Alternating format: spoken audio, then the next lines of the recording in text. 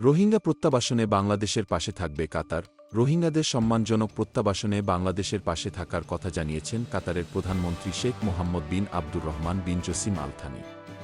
আর্থনা সম্মেলনের ফাঁকে বৃহস্পতিবার ২৪ এপ্রিল প্রধান উপদেষ্টা ড মুহাম্মদ ইউনূসের সঙ্গে দ্বিপাক্ষিক এক বৈঠকে এ প্রতিশ্রুতি দেন তিনি।